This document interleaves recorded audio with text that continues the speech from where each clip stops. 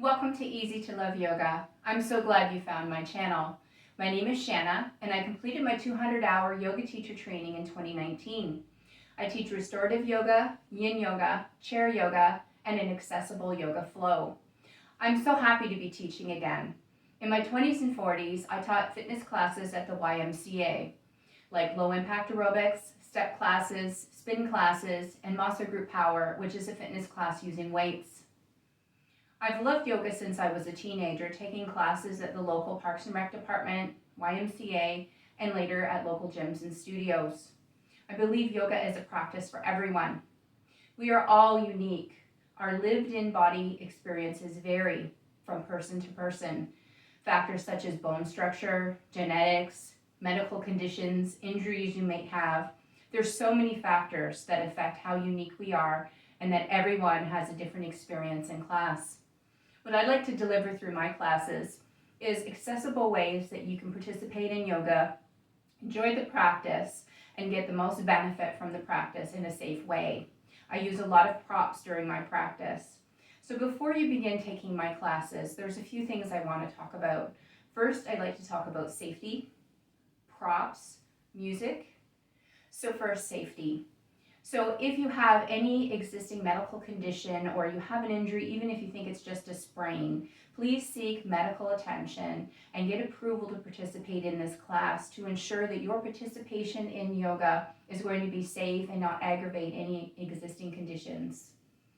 Also, when we're taking our class, I always say stop at the first sensation of a stretch. So anytime we're moving into a stretch, even if it's just something simple like stretching the wrist, by bringing gentle pressure to the fingers, as soon as you feel the sensation of the stretch in the wrist, that's where you stop applying pressure. That's the best way to keep yourself safe, is to always stop at the first sensation of a stretch. Another thing to consider is when you're taking a class, if there's something that does not feel comfortable to you, please do not do it. If you know how to modify the pose, please go ahead and modify. Otherwise, wait for us to move on to the next pose. It's really important to always keep yourself safe. You know your body the best, and if it feels uncomfortable, please don't do it. The next thing I'd like to talk about is yoga props. So you're going to want to have a really good quality mat. You're going to want a mat that's not going to slip on the floor, so it's going to be a little bit sticky. And you're going to want to make sure that it's a good thickness for you. So if you're taking classes that involve being on the mat, on the floor, and you're not going to be in a chair, you're going to want to make sure that there's enough padding there that you feel comfortable. Another prop that we use in almost every class is a yoga strap. So most yoga straps are 6 feet long, and those are available readily at most sporting good departments in any store. So a yoga strap is something that we use to move around on our mat or in our chair. Now, if you don't have a yoga strap, you can also use a necktie. Most neckties are about 5 feet long, so you're going to be able to use the necktie for almost every pose. If you're a very tall person, you may want to search online for an 8-foot long yoga strap. They're available, but they usually don't carry them in most stores. Another prop that we're going to use is a chair. So if you take one of our chair yoga classes, you're going to need to have a sturdy chair. You want a chair that has a smooth seat, that has no arms at the side, and you're always going to want to make sure all 4 legs of your chair are firmly on your mat so the chair does not slip. You're going to want to make sure your chair has a square back. It's easiest when we get in poses where we stand behind the chair and we hold on to the edges of the chair. We may do push-ups against the chair. So you're going to want to make sure that your chair is strong enough that if you put pressure against the back of the chair, it's not going to collapse. Another prop we may use during class are yoga blocks. These are foam blocks. They have a little bit of squishiness to them. And blocks can be used in many different ways. They can support us in certain poses. We can put them under our feet or under our knees. We can even lie on them or sit on them. But we can also use yoga blocks to bring the floor to us. So if we were in a forward fold, and I asked you to bend, hinge at the hips, bend your knees slightly, and fold forward to touch your toes. If you can't reach the ground, an option is to always have yoga blocks handy and bring your hands to the yoga blocks, bringing the ground up to you. So yoga blocks are something that you can also find in most department stores. They're usually around $12 or $13 for a pair. Another thing you're going to want to have handy is a nice cotton or wool blanket. We use blankets in quite a few practices. We can sit on the blankets, and we can also use them much like the yoga blocks to support us in different poses. So a blanket is something that you can just have handy. Even if we're in our final resting pose or savasana, you may find that you want a blanket to cover yourself up to keep yourself warm.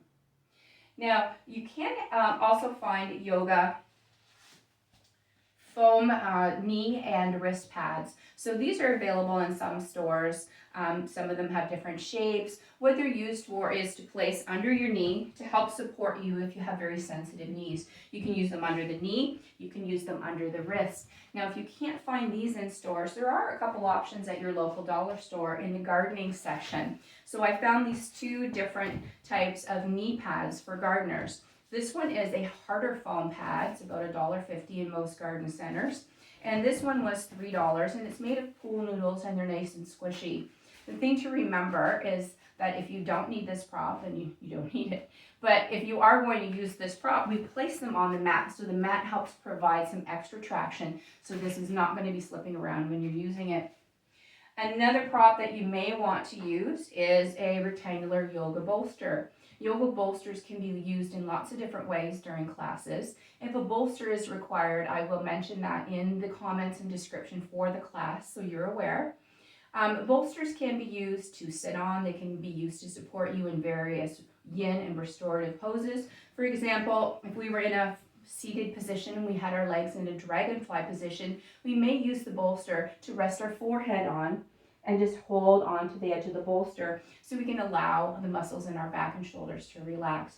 So it's something that you can consider. There are also round shaped bolsters and thinner rectangular bolsters. So the shape of bolster that you purchase is really of a personal choice. Another thing I like to talk about is music. There will be no music in any of my recordings. We all prefer different genres of music. So please have a playlist ready that you can use when you're taking my classes so you can enjoy your favorite music as you take class. And last, I'd like to say thank you to the Westover Alumni, all of you that have attended my classes in the last almost 2 years. I'd like to say thank you so much for pushing me, for asking me to do a YouTube channel, for taking me out of my comfort zone and getting me to think outside of the box and do something different. I really hope that you enjoy the different classes that I deliver. We will be having a lot of classes based in the chair, also on our mat, and we'll get into some other classes that are more focused on individual poses rather than being a complete yoga class. My intention is to release a new video or two every week. All classes will be about 25 minutes or less, so you can fit them easily into your schedule. So once again, please keep yourself safe during practice. Make sure you have the proper equipment. Always use a sticky yoga mat so you're not going to slip and fall. And remember, it's really easy to love yoga. Have a beautiful day. Thank you so much. Namaste.